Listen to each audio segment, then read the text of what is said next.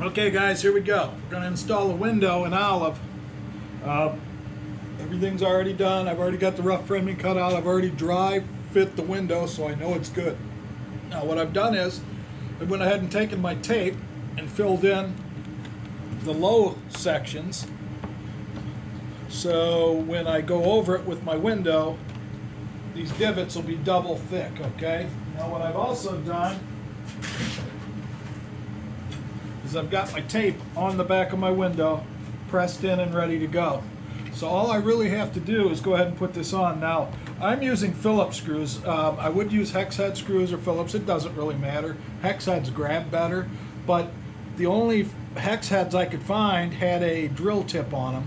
So what I'm going to do is go ahead and put them in with these Phillips screws, and then on these side windows I'll take them back out after they're set and put in the hex heads. So let's go ahead and get this thing put in.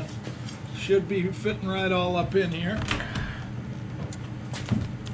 Sleeve out. There. Now you can see that all of my divots have been filled. Okay? Don't walk away from those, they will fall out as I walk away from it.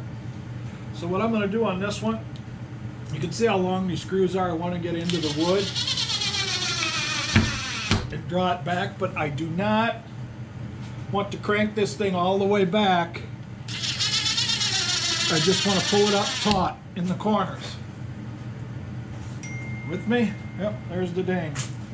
All I'm doing is pulling this thing up taut in the corners. Now I'm going through into my framing. It's not just the siding holding this thing on. Now when you've got a screw gun, whether or not you've used one or not used one before, and you're always worried about stripping these screws out, all I can say to you is let the drill do the work, okay? Just hold pressure on it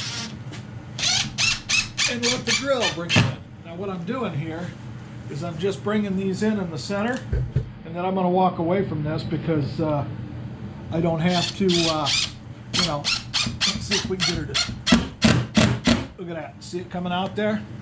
Phooey to it, let's just screw it in. Now, had I just done the single tape, it would have not sealed.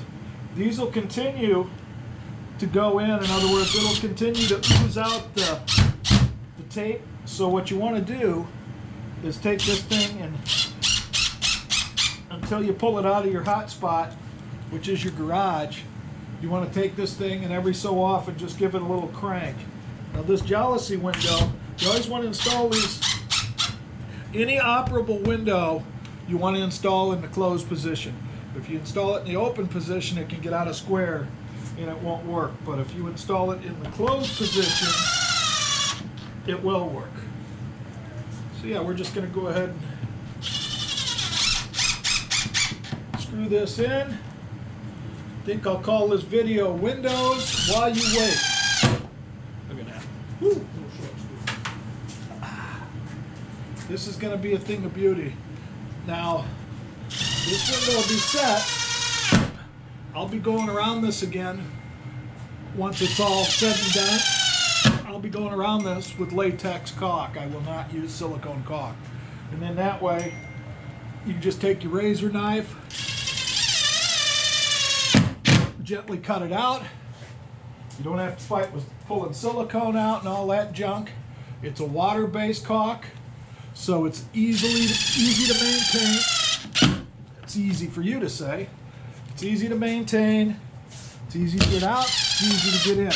Now, depending on the design of your camper and your divots and your siding, you might have to put double tape here. Okay, you can see this is drawn in a little bit. That's fine, but you might have to put double tape in there. Just take a look at what makes it flush. An easy way to tell if you have to go that thickness, I'll just grab something here. Yeah, this will work. The easy way to tell is to just take a piece of wood that's as ugly as you can find, and you can see one piece fills it, but your siding might need two. So that's where we're at. Finish screwing this one off. And like they say in the film industry, this one is in the can.